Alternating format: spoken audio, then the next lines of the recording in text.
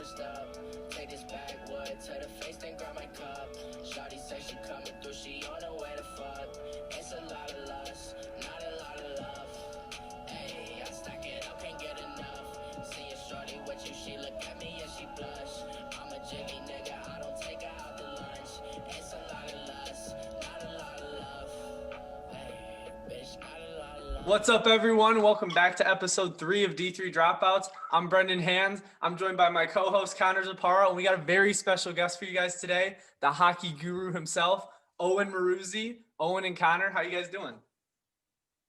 I'm doing all right, man. Good to talk to you again. It was a boatload of sports to talk about, lots of stuff to go over. Excited to have the goalie himself, the goalie guru, to chat about some NHL to start, and we'll get into everything that went over or went down on the weekend. So Absolutely. We got a jam-packed episode for you. Owen, how are you doing? It's been a Pretty minute. good. Good to be on. You've been keeping Is up with it? the NHL? Because we're going to be firing some questions at you today. Yeah, been watching a lot. So Good stuff. Good stuff. All right. Well, we're gonna kick it off with the NHL, and then after that, we're gonna slide right into the the NFL, and then we actually have a little surprise for our viewers. If you guys stay tuned, coming up in about 10 to 15 minutes, it'll be a surprise for you guys too. But without further ado, let's get right into it. NHL, lots to talk about. So, Connor, I'll let you take the mic. yeah, so I think what I want to go over with the guru first is I know we've had conversations about how Owen thought the Red Wings were going to be a little better than they were last year. They were one of the worst, points-wise, one of the worst teams in the history of the NHL ever seen. Owen, how do you think the Red Wings have started this year? I mean, they look better than last year, that's for sure. In my opinion, it's a little tough playing the same team 2 times in a row, like Yeah. back-to-back days or even every other day. So honestly, like, it's not surprising to me that they're losing the first game, right? But like their 2 wins have been on the back of the game before, on like the Yeah. second game and the series, Yeah. which isn't very surprising to me, just Mhm. because then they're It's- able to get a feel for the team. Yeah, it's very hard to beat a team twice in like a league like the NHL where there is quite a bit of parity. It's not like the NBA where there's 3 teams that beat up on everyone. Who do you like on the Red Wings this year? I know a lot of additions. Stevie Wise brought in a kind of a new culture and a lot of new additions, but Bobby Ryan, Yeah, I like Bobby Ryan. That's what I was just gonna sick, say. nasty, underpaid. Like we're paying him so much, and to me, the way he's playing is just gonna be, it's just an asset for us at the trade deadline that we can, continue our rebuild. No, I agree, and I mean, for his sake, I hope he has some incentives in there in his contract, the way he's been playing. Yeah. What about around the NHL? I know the guru, other teams outside of the Wings. Lots going on. Who do you like this year so far? Honestly, Colorado. I mean, I know they're already a favorite to win it all, right? That's my pick. Yeah. But like their team's just so stacked already. But honestly, I think a team a lot of people are sleeping on is Ottawa. Yeah. Ottawa this offseason just went into full rebuild mode and got a lot of good guys that they needed, filled positions that they needed to. And I mean, even their first game of the season against Toronto, they beat them 5-3. Yeah. And that Toronto team, every year, everyone expects them to do something. And Toronto had already had a game before that. I still like Toronto in the North, to be honest. Ottawa's played well for me. I still don't think they're there yet because I think, obviously, if you're betting on the NHL, you're taking overs every night pretty much, especially in that North Division because it's run and gun hockey. Like Toronto scores 4 or 5 goals a night. You have to score 4+ goals to win a game in that division. There's a lot of parity in it. I think all of them are legit teams, and I think anyone's got a shot. I do like Ottawa in the future. This year, though, I think it's tough when you're playing like a solid team in Canada every night. And you have to score so many goals to win games in that division. Yeah, and I mean, I don't know. Another team is the Flames. Like getting Markstrom this year in the offseason for a goalie. Like in my opinion, he was the best player in Vancouver last year. Mm-hmm. And And like just watching the Flames play some, I mean, he's just as solid as he was in the past. Yeah. So Huge, like I said, in that division, when you do need scoring or keeping the puck out of net is hard. yeah, well, I feel like in the Canadian division, it's so offensive. Like there's not very much defense there. Like Toronto is a very offensive team. Frederick Anderson gets hung out to dry every night. Vancouver's offensive. Ottawa, I would say, is offensive. Calgary and Edmonton's very offensive. yes, Edmonton is offensive to a fault. They're trash on defense. And all I can say is, it's hard to. I feel bad for Connor McDavid at this point because they're bad. There's no goal. Yeah. There's no goaltending. There's no defense. Like when Darnell Nurse is your number 1, number 2 defenseman, like you're not gonna win playoff series like that. I know it. Like we've been saying that the league is so offensive now, but if you look at the teams that have won in the past, there's good veteran presences that play defense and two-way hockey. You look at Dallas was there last year. Tampa obviously is loaded everywhere on the ice. Year before that, St. Louis, great defensive team, played hard, played physical. And that's just not Edmonton, and that's not going to win you a Stanley Cup or even get them to the playoffs. I don't see them being one of those 4 teams from the North. You also sorry. I was just gonna say, I'm looking at like their roster right now, right? And I mean, they picked up Tyson Barrie in the offseason, and I feel like Edmonton went, oh, okay, yeah, like that should be a good thing. Like That's an offensive defenseman.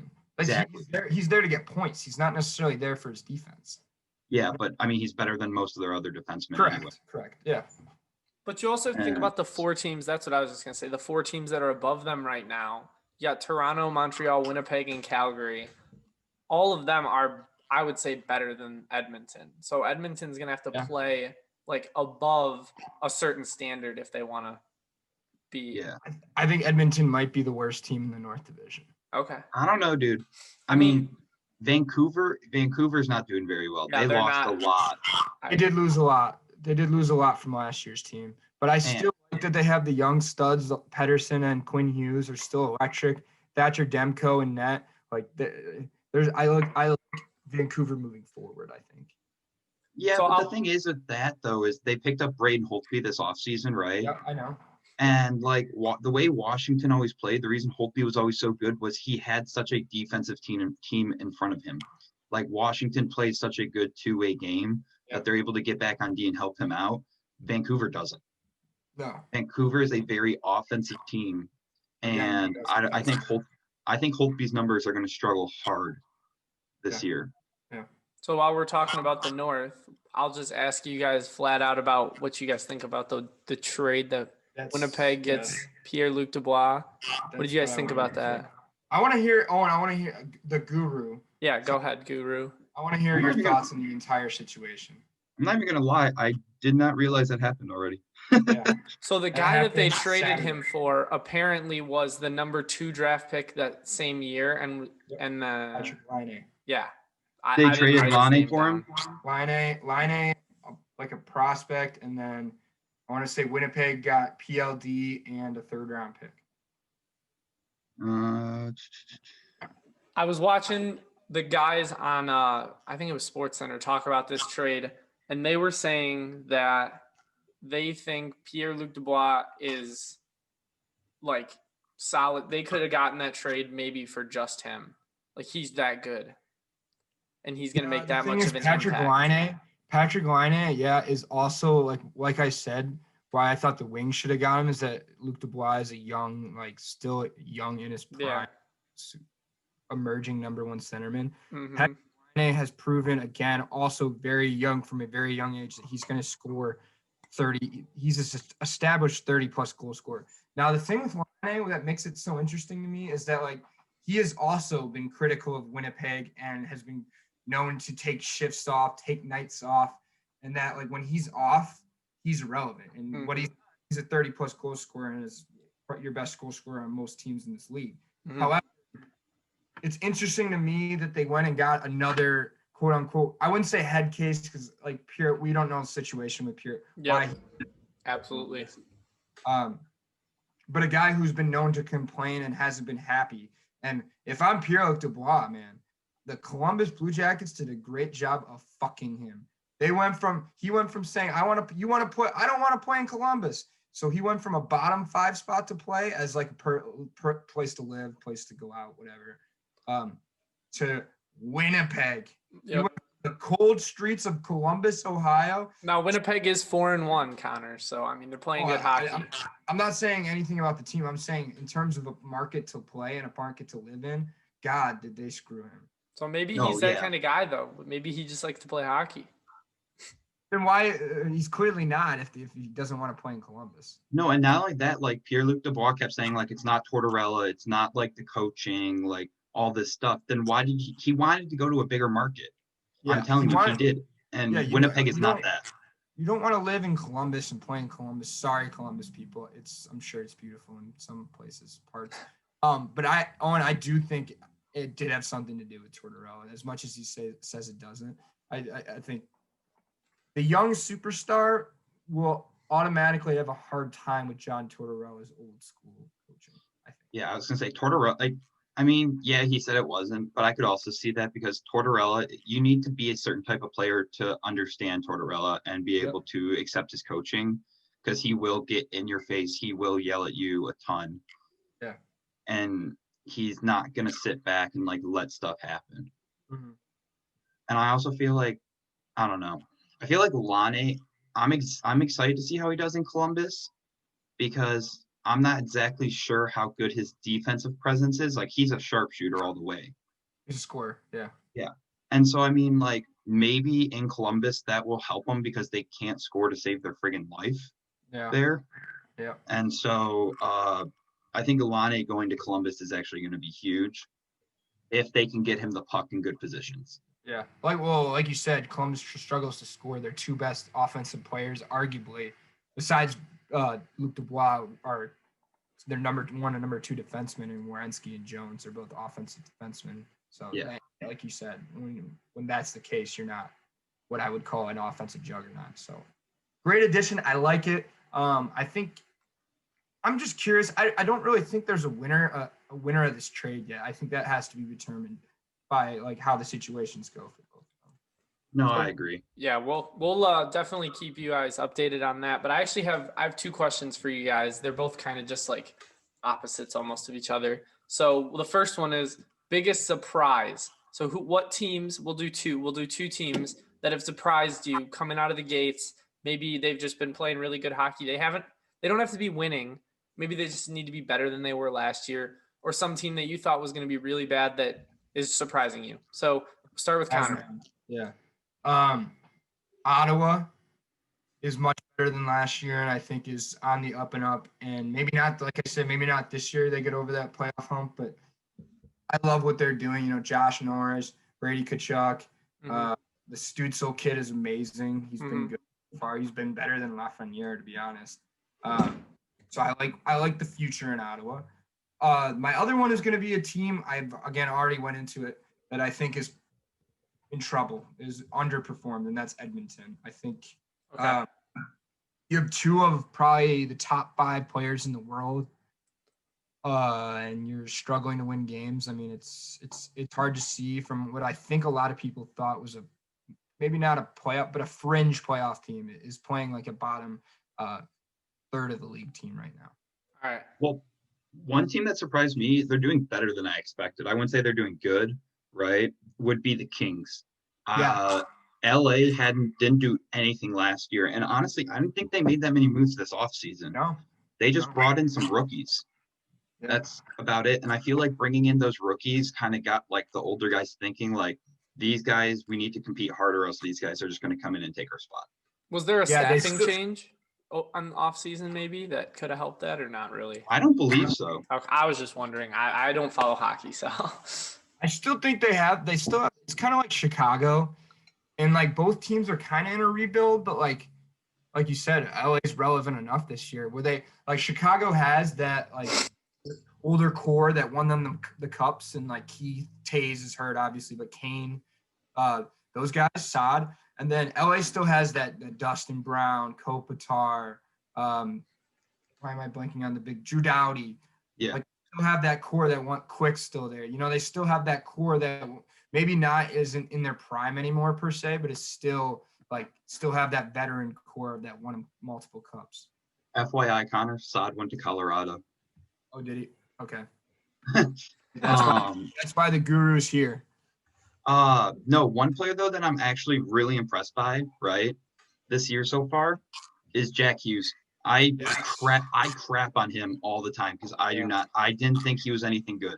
I Like remember that. being a first overall pick means you walk in there and you change you do something. And he did absolutely nothing last year. They said it was one of the worst years from a number 1 overall pick for a rookie season, since in 15 years. Yeah, but I mean, I think he took that under his belt and actually so far this year, I want to say he has 5 or 6 points. I think he was at 6 points in 4 games. Yeah. Wait, I can check really quick. But no, he's at 7 points in 5 games right now. Yeah. He leads the team in points. Yeah, and I think that got overshadowed. Sorry to cut you off with Capo Caco, who was debated on whether he should have gone number 1. He was just as bad. Yeah. So it's good to see. I actually haven't followed how he's done this year. I really like the Rangers moving forward too, by the way, with that young studs they've got going there. Yeah. I agree. Jack Hughes has been excellent this year. No, Don't the Rangers also have Alexis Lafreniere? Yeah, that was they had the number 1 pick this year. Lafreniere. Lafreniere. He's French, baby. Bonjour, oui, oui. But he's good. I know him. He's a big name, so. Yeah, he's number 1 overall. He's actually been pretty bad to start this year. Yeah. Oh, really? Benajad is a stud. They have Trouba on the backside. Condre Miller is a stud prospect. They have Capo, obviously. They have, like you said, Panarin, who is a top 5 player in this league, maybe. I mean, on the right team, yes. And I don't know if the Rangers are the right team for him. When he was young, good goalies too. Yeah. No, so Connor, I'm looking at the stats right now. Lafreniere hasn't done anything this year. 0 goals, 0 assists. Kako has 2 goals in 5 games. So I mean, yeah, it's not that bad. But the thing is the part that made me mad with Lafreniere going to the Rangers, right, is they were up for a playoff spot. They played in that play-in, and then they're able to walk in there and get the number 1 overall pick just because they didn't make it. That's why I hate the draft, personally. That's why I hate a lottery, but at the same time, you had to know that it was going to be either Toronto was Toronto in the discussion? It was either Toronto or the Rangers. I think there's a conspiracy theory that I have is that they just wanted that pick to go to a big market. Yeah. No, that's we weren't going to see a Arizona Coyotes. Well, they were in the playoffs, but I'm just using a smaller market like Florida Panther. You weren't going to see that team get picked for it, and good on that because the NHL is the 4th sport in America, so they do need to secure the big markets. So speaking of money, we'll go to a little side note real quick. I have a little segment. It's a top earning NHL in 2020. It's just a trivia for you guys to see if you guys could guess any of the top 5 earning players. Connor McDavid's 1. Yep. He is not number 1. He's number 2. Is it Matthews? It is number 1 is Matthews. No, McDavid makes more.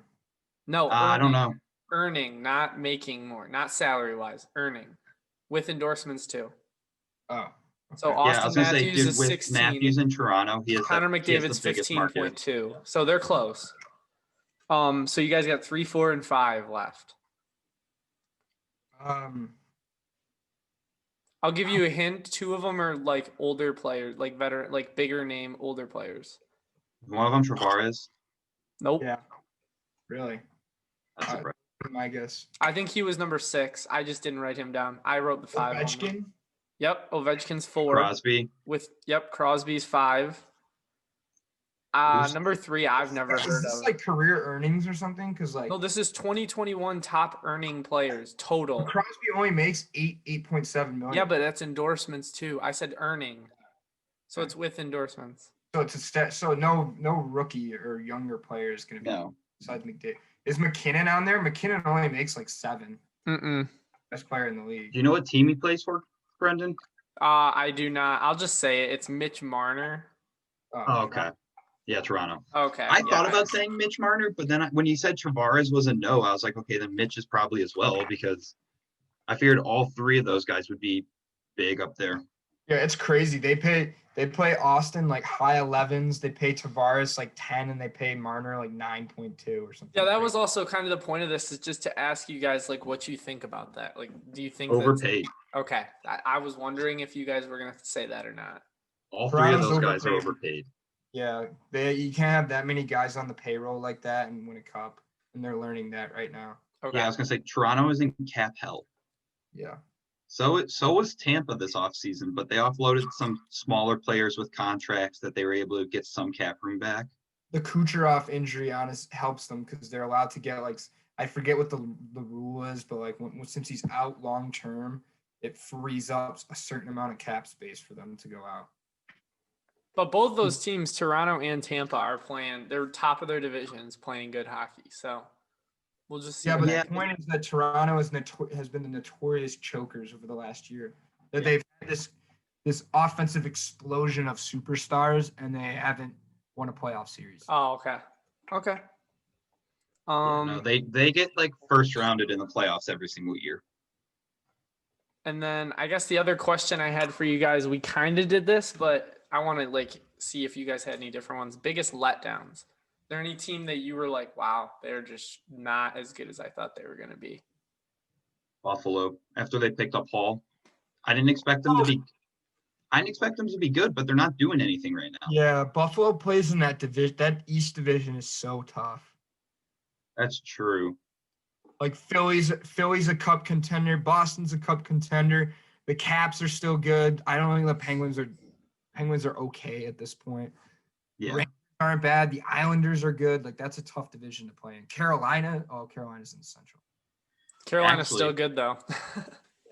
You know, a team that's actually been a bit of a letdown that I'm surprised by is Carolina. Carolina's 2-1 or 3-1, whatever they are. They're 2-1. Okay. But like when they played against the Red Wings, I didn't think they did anything special. Like I thought the Red Wings were step for step with them. They just can't put away goals. Yeah, that Central division isn't that good though. No, Tampa Bay's going to walk right through it. Yeah. Yeah, because Columbus is the number 2 team in that. It's going to be Tampa, St. Louis, and then every Tampa. Tampus. That was hilarious. You said Tampus. Oh, I heard. Tampons was on my mind. That's funny. Merch drop, Tampus. Tampa's Bay. It's like half Lightning, half whatever St. Louis. Tampa Bay, baby. No, Connor, Dallas as well is in that Central though. Yeah, I don't think Dallas is like. I think that was more of a run they went on last year. Dallas is not even in the top 5 in the Central. They got COVID. No, they're Brendan. The bottom, every team besides the top 3 is on 4 points, and Dallas has only played 2 games. They're 2-0 right now. Oh, okay. Dallas is going to be a playoff contender. Not a contender, but they're going to be in the playoffs this year out of the Central Division. Yeah, because of that division. Because Nashville is not the same team they were. Detroit sucks. Columbus is okay. Columbus is good, but not great. Carolina, like you said, underperforming. So Panthers are just the Panthers. Nah, yeah. Well, that's purgatory of average. Dude, that's another one. I haven't checked yet, but have you been watching how Bobrovsky's been doing this year? Oh, he hasn't even played a lot of the games. Really? They're paying him. They're paying what, 9 bananas to just basically be a split time with whoever their other guy is. Well, dude, because you look at Bobrovsky's numbers in Columbus, right? He's a Vezina winner, or up for contention every year in Columbus. But then he goes to Florida, who doesn't have the defensive presence like Columbus does, and he struggles. It's literally, he's a system goalie. Like people can say someone's a system quarterback, a system this, system that. Bobrovsky is a system goalie. He's a good goalie with a good defense in front of him. I just don't think you pay a goalie that much money in general, to be honest. No, he's overpaid. Yeah. So besides your one player on a team like the McDavid, the Crosby, the Ovechkin, no one should be making that money. Bobrovsky is not on that level for his position. I don't think any goalie should make over like 6 or 7. No. No, I mean Vasilevsky I could see because Vasilevsky's insane. Yeah, but he also has like the best team around him. Yeah, but the thing is he still put up very good numbers. I don't even disagree. without that big team around him.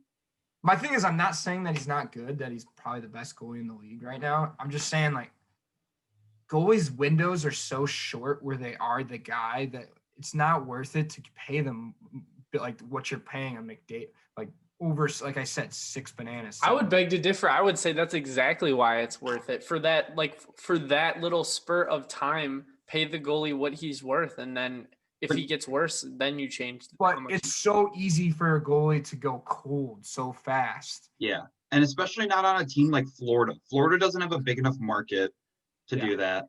Like they're not going to be competing for anything anytime soon. And they drafted Spencer Knight in the first round last year. Yeah. And the kid on the Canada World Juniors the next year. Levy. Yeah, in the 7th round. So it's like, I don't know, it just doesn't make sense to me. No, I mean, I understand why they signed Bobrovsky because goalies' primes are a lot later than other people's, right? Yep. And so they want Knight to develop more at, where's he at, BC, BU, something like that? He's at BC. Yeah. So they want him to develop a lot more there before he comes in. The part I didn't understand was why they signed him to like a 7-year deal. They're still paying him like $9 million a year over 3 more years after Knight's out of college. That's in insane. A small market like that. That's insane. A guy not even their true number 1 right now. Yeah. What do you guys think about how Minnesota's Florida? playing? Sorry, Brendan. No, have you seen the Yandel situation, Owen? The Yandel situation? Yeah, so they have a new GM. Quinville is the coach there still. They have a new GM who says Yandel has an 800 and something Ironman streak, which is like 3rd all time right now. Okay. He makes a lot. He makes like 6 or 7 million. He's 33, 34, so he's on the way down. Offensive defenseman who's been he's like an all-star probably every other year. Yeah.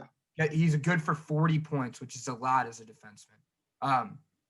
Leader on the team, voted the funniest guy in the league multiple years in a row. So like good character, good locker room guy in general.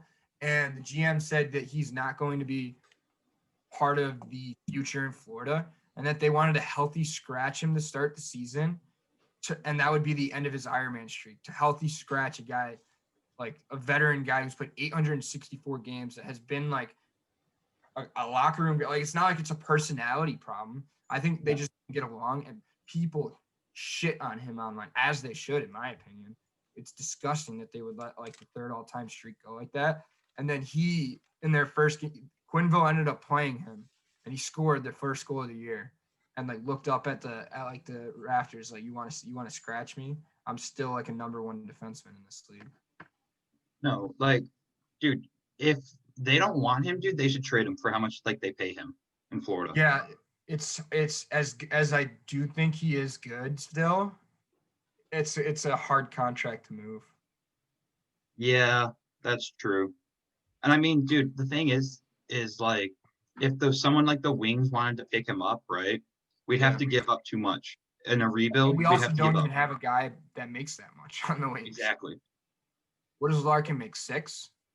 I want to say 5 or 6. 5.5? Yeah. 5.5. But like, Connor, like talking about trades and stuff, you said something earlier about Pierre-Luc Dubois and the Wings, right? We were talking about that last show. I thought they should have went for him. I don't think so. Why? Because the Wings aren't in a spot where we need a guy like Pierre-Luc Dubois. Yes, he's young, right? But like, I mean,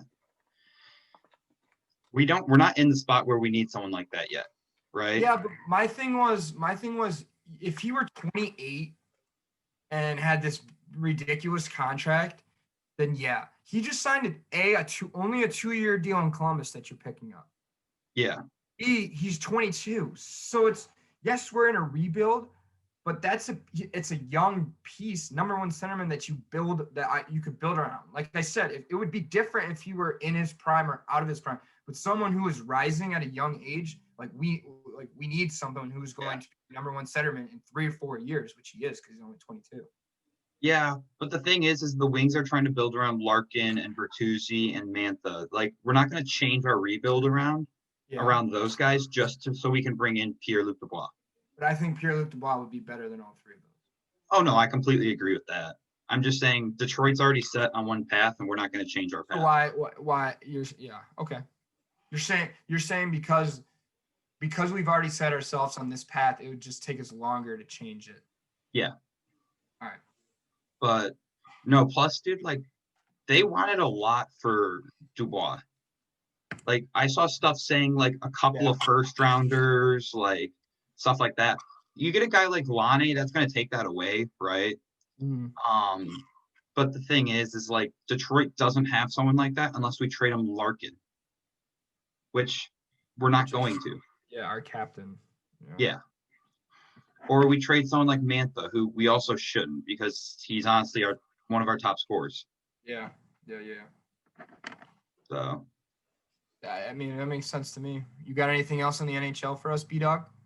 Nope, that's all I got written down. We covered the only thing else we kind of talked about it off camera, but P.S. Suter scoring his first 3 NHL goals against the Red Wings. That was a horrible game for the Red Wings. Like I said, I only watched part of it, so I don't know how they played, but I did see that he scored 3 goals. Well, wasn't Bernier in net yesterday for the Wings? Yes. Yeah. Yeah, that makes sense. I hate Bernier. He's honestly, Grice is a stud. I like. Oh, Grice is sick, dude. Like I wasn't expecting him to be as good as he's doing right now in Detroit, and Bernier's just doing the same old stuff where he's a bust. Yeah. All right. Well, that's all I got on the NHL. Connor, you got anything else? I'm good, man. It's always good to talk to the guru. Yeah, absolutely. Guru, thank you for coming on and letting us pick your brain a little bit. We'll probably actually have you on more than once because you're the hockey guru. So, Thanks for having me on, guys. Yeah, thank you for coming. Connor, you got anything else? No, man. It's always good to talk to the goalie guru. All right. Hawks at GV, brother. All right. So I think the big thing we have to talk about is what went on yesterday. Today's Monday as we're recording this. Teardrop down my eye. Championship Sunday. Bills Mafia gone. Brendan Hands' feelings hurt. Patrick Mahomes, a concussed savage. Which one do you want to talk about first? We can talk about that one first, just to get it out of the way, just to rip the Band-Aid off. I'll start. I have a little stat about Patrick Mahomes as much as I hate him. He is the youngest player to win 2 AFC championships and almost win 2 Super Bowls before the age of 26. He's the first player to do that. Wow. So that's just a little stat. But the game final score 38-24. I think the biggest thing is that last week on the show, Connor Ziparo guessed the final score of this game to be 38-24. He was dead on. He was 38-24, Chiefs -3, and he picked the over. The over was 54. I think that hits. That definitely hits. You fucking hit all 3 of those. That's money. But now we're going to have to talk about the sad fact that, like you said, Bills Mafia is done. I'm just going to say, I think the Bills offensive line played horrible yesterday. Way below their standard.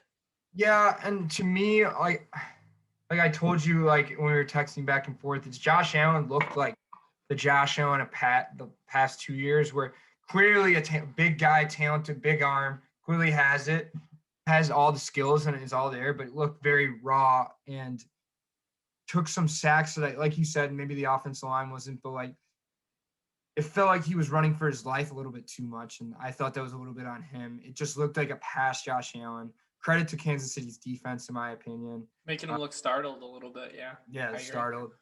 And I think he came out, and the Bills started off 9-0, bad turnover by Tyreek Hill on the punt. Mm-hmm. And I think, but like it was one of those things where the Chiefs can score so fast. Like me going to the fridge and getting a refill, like the Chiefs have already scored 2 touchdowns by that time. Yep. Like 9 points to me was not like I wasn't as someone who picked Chiefs. I wasn't scared. Like, and you missed the extra point, and like you can't as little as missing an extra point is. You can't give the Chiefs any extra points, any extra mojo. It's the little things. They beat him on the little things yesterday. UFC championships. It also doesn't help that towards the end of the game. I mean, this was when it was over anyways, but towards the end of the game, you said you didn't. Did you watch the end of the game or no? Not really. Yeah. It was getting really chippy. The Bills' Yeah. defensive players were kind of realizing, like they said, that the season was over and that they kind of just won all those games. I don't want to say for nothing because they gave Bills Mafia, but like kind of for nothing. The goal is the Super Bowl. If they don't get there, it's for nothing. So they were realizing it a little bit, and it was getting really chippy. And I think they're taking their frustrations out on it, and it's always tough to see because it looks just so bad. Mm-hmm. But as former athletes, like you understand the moment. You work all your life to get to the Super Bowl, and to get to the AFC Championship that close after such a good year with that group. It's the last time they'll play with that entire group of people. After that long for that fan base, like everything, it just means something. Yeah, and you got shat on your biggest stage yet. Unfortunately, yes. It happens, and as an athlete, I understand the frustration, but it's also like kind of hard to see them just unravel and become so undisciplined. And if I'm Josh Allen, this motivates me. I work all off season to become the best that I can be, so that doesn't happen again. The season he had, it's clearly it's Mahomes' conference, but establishing himself as the number 2 guy. The Breeze to the Brady, even though they were NFC, AFC. In the AFC, obviously they got Lamar and other young, good quarterbacks in that league, but I think Josh Allen knows he's the number 2 in this league at this point, in the AFC at least. And work to get to the Chiefs. It's hard to do. For me, the Chiefs, like it's watching them is like, how do they pay all these guys? Yeah. How do they pay Kelsey, the best tight end in football? How do they pay Tyreek Hill, who's like unhumanly fast? How do they pay Patrick Mahomes, who's the best quarterback ever? Yep. Who's going to be, hot take that he is. He's not. And not just that. Let's go to their defense. Ndamukong Suh on the line. Pierre-Paul on the line. That's Tampa. Oh, fuck. Yeah, my bad. I'm thinking of the next game. I'm getting into the next game. My bad. He's so excited about the next game. I am excited about the next game. Kind of. Okay, do you want to get into the next game? Yeah, we can get in. Are you done with the Chiefs game? I'm done with I'm that. done. All right, bet. So then moving into the next game, Bucks versus Packers. It was a great game. Connor, I just want to say, fuck you. I picked the Bucks last week. Then you gave that huge speech about your MVP, Rodgers. You loved him so much. And you persuaded me. And you did and it worked. And I picked the Packers. And the Packers lost, Connor. They lost.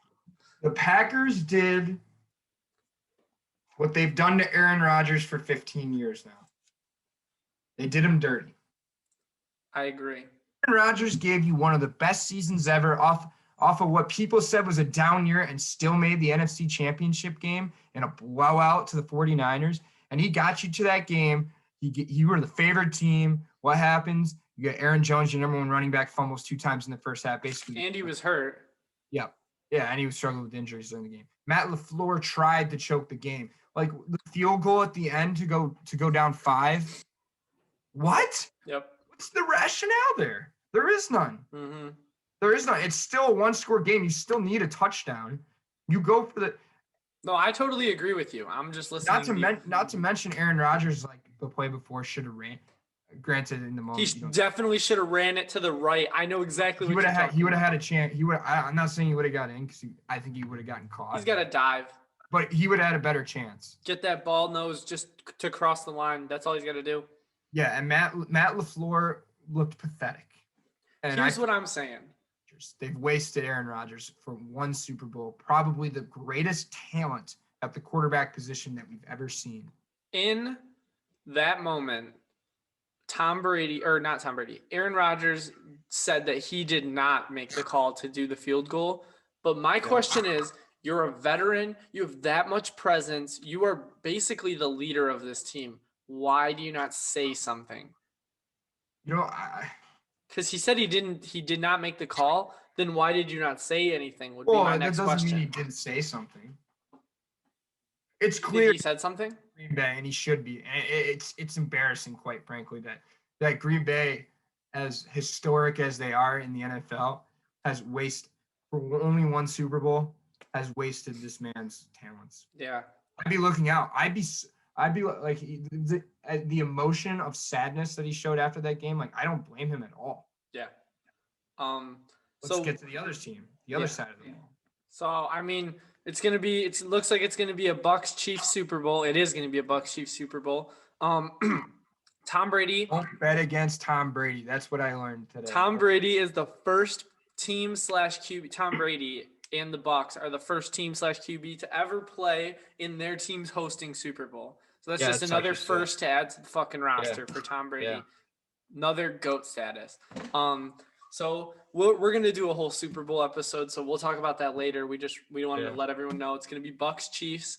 So talking about horrible pick weekend for us, we'll just move on to another loss that we both picked. Conor McGregor versus Dustin Poirier. Poirier, right? Yeah. It was a second round TKO, right? Second round or first round? It was a second round. Yeah, second round TKO. We both picked McGregor. Yeah, it's hard. I watched like a YouTube. Sorry. Go ahead. No. I just. I watched a YouTube clip because I couldn't pay for the fight, so I watched a YouTube clip after, and he just kind of Conor McGregor looked tired almost, like towards the end there. It was clear that he hadn't trained like he had in the past. Mm-hmm. It was clear that humble Conor, as everyone was calling him, like that this humble guy is not like. Doesn't matter. He's still the same killer. It clearly wasn't. Yeah. He got hit by a guy that me and Conor dominated. And I don't know. I don't know how you can like hide from Jake Paul and become this like humble person after all the bad shit you've done. Yeah, like you shouldn't punch people and beat women or throw chairs at tour buses. But you can't come out and half-ass your training against a real contender for your. If any training at all. I don't doubt that he trained, but it clearly wasn't the same kind of training. That you are like you said, look tired, look slower, just wasn't the same Conor McGregor, and it's like. So you're saying he didn't build up that stamina? Put money on him, like it's like just so irritating. Yep, I understand. So where do you think he goes from here? We kind of talked about this. Off air, I said should he retire? Hockey Guru was very quick to say no. What do you think? I don't think he should retire. Okay. I don't think you can go out on a loss. Yeah, I mean, he probably won't go out on a loss. I don't know. I think he's got to fight. Yeah, that'll be interesting. I want to say he's got to fight Khabib. That'll be an interesting to watch because we can bet on it now, so we can talk about it. It'll be more interesting. So keep moving on. We'll go right into NCAA basketball. Did you watch any of it this weekend? No. Oh boy. Okay. So oh boy. not too much. That's him, folks, telling me how disappointed that he is in me. No, well, I can't have disappointment because I don't watch the NHL, and I know it's frustrating when you're talking and I have no clue. So, anyways, still no. Let's just start it off. Still no UNC, Kentucky, Duke, Michigan State, or Louisville in the top 25. So that's the big shocker. Who ended up winning that Louisville game? Louisville did. Duke blew it with like. Duke's 5-5. 30 seconds left. They had the ball with 30 seconds left. The shot clock is like what, 25 in college? 30. 30 in college. So they basically had basically the whole time the rest of the game to hold it and take a shot and score. And they shot a 3 with like 30 seconds left, blew it, missed it. Louisville got the rebound, won the game. So what a weird year. Yeah, it is a weird year. And then did you see Coach K after the game? I don't think it was that game because I think it was after a game they won, but the student reporter asked him like, what's next for Duke or what's next for you guys? And he was like, he shit on him basically. He embarrassed him. It was his first interview the guy tweeted about it after. He's like, my first interview as a college reporter and this is what happened. It was hilarious. I What laughed. did he say? What did he say? Coach, I'll send you the video if I can. He was basically just like, we just came off a very hard fought win. He's like, and for you to ask what's next, he's like, you're basically just like, he's like, I don't remember. Mixing what we did. But he was basically, but he embarrassed the kid a little bit. That's what everyone's kind of talking about. So he's an asshole. Yeah. That's not news. Yeah, no, I mean, it's not news. Big Ten still has 6 teams in the top 25. Nothing really changed. Iowa, Michigan, Wisconsin, Ohio State, Minnesota, and Illinois. Those are the 6. I think the only surprise, you haven't watched a ton. Ohio State's playing really good basketball. They haven't been good for a couple years. I know it's been a while, but they're playing really good right now. Yeah, like we've gone on most podcasts is like if you can piece together multiple wins in a row in the Big Ten, then you're gonna be successful because every single night is a battle. Yep. And I actually skipped I think the biggest news in college basketball. Michigan, I don't think it's just basketball, it's athletics. Did you see this? Yeah. Under the 14-day halt for all because they had a bunch of positive tests within their athletics facility. With the new strand. Yep, with the new one. So 14 days, no Michigan anything. That's going to be devastating because they were number 7 in the country for basketball. So that's devastating for them. Kansas loses their first 3 straight games since 2013. They haven't lost 3 games in a row since 2013. Yeah, they've dummied the Big 12. And now it's 2020 or 2021, I guess. Baylor's conference this year. Yep. It is definitely Baylor's conference. And then the last little piece of headline that I had, despite the AP poll rankings, Villanova is still the tournament favorites. What do you think about that? Gonzaga is so good. I know they are very good. And Villanova's not even 2. They're 3.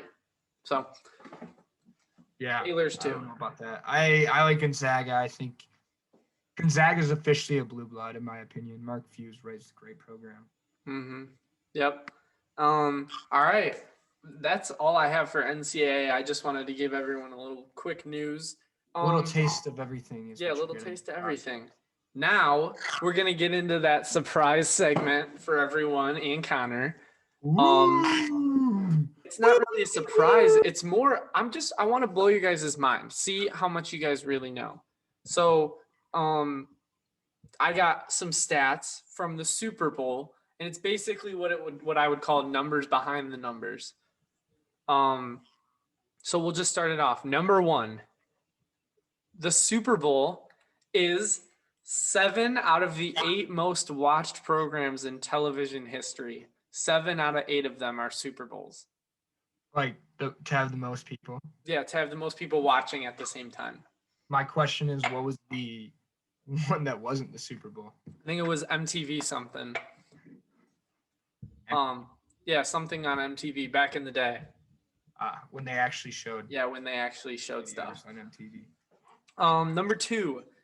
Well, actually, I'll ask you what you think it is first, because this one's kind of interesting. What do you think the most watched halftime show in Super Bowl history is? It's not an old thing. I'm not trying to trick you. You would know who it is. You will know who it is. Was it J-Lo last year? It was not J-Lo last year. That was up there. It is a female. I'll give you that. Katy Perry? I don't know. It is Katy Perry. Really? Wait, I don't even remember her performance. I don't remember. It was The Roar. She came in the big tiger, remember? Oh, God.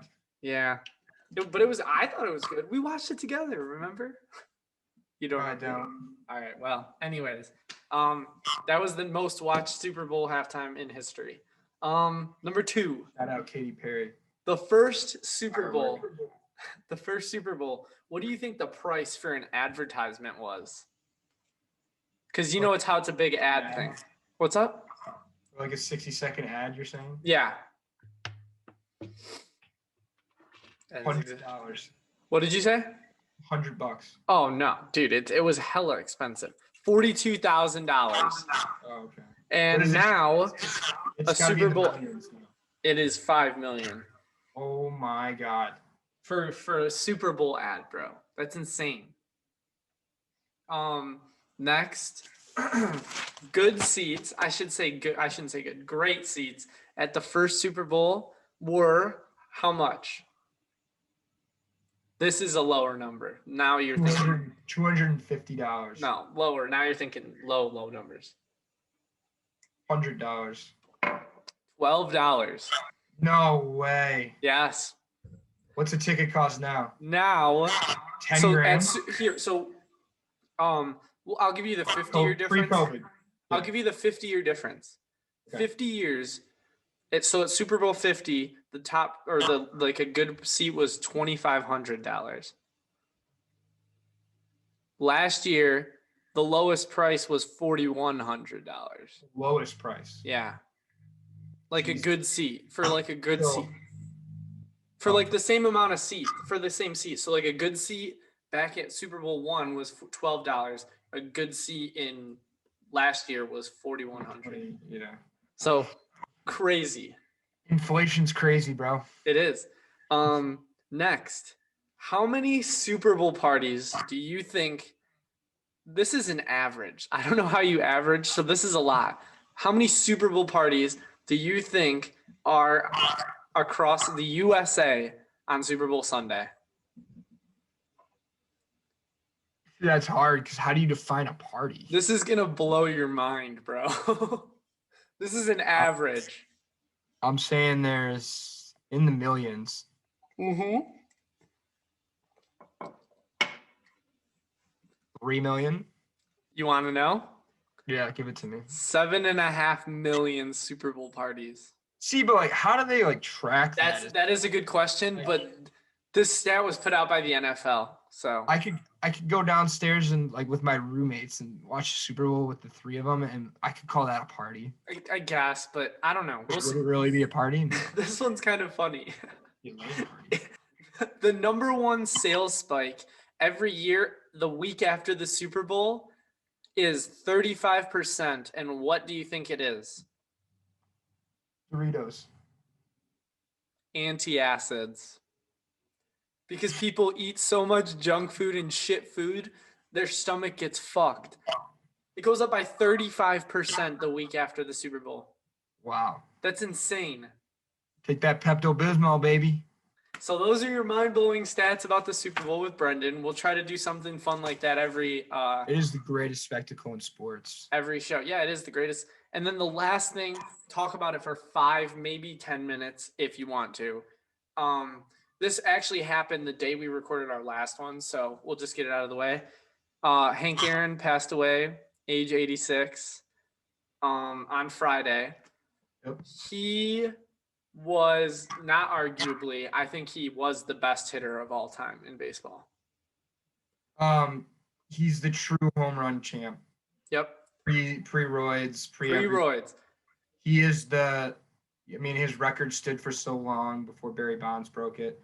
And obviously, I could get into Barry Bonds all day. This goes into the argument that juice guys beating out regular guys who are doing great things, such as Pete Rose not being in the Hall of Fame, but all these other guys are being up for the Hall of Fame and stuff. It's just it's nonsense.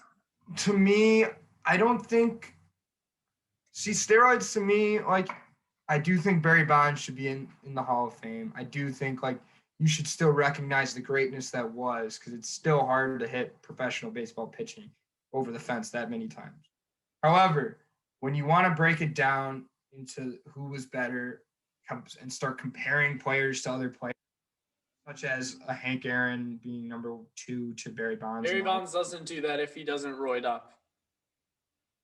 Yeah, it's just you can't, like, you have to say, in my opinion, like, you have to say the guy that didn't do roids is the true champion. If you really compare, like I said. Because then it's just natural talent. You're going off natural. That guy naturally, his body, he did not do anything. Maybe he lifted or whatever, but his body hit 755 home runs in his career. Barry Bonds' body did that, but with the help of PEDs. So it's just not, it's not even comparable, I don't think. Can't compare the two players. Couple things about Hank Aaron on a personal level. He was my wax museum in elementary school. Mm-hmm. I do remember that. And For the Braves, right? yeah. You wore the Braves uniform? Yeah. Yeah. And for Cooperstown, the baseball tournament when you're 12, the coach for our team made us all pick someone in the Hall of Fame, and we had And to write a paper.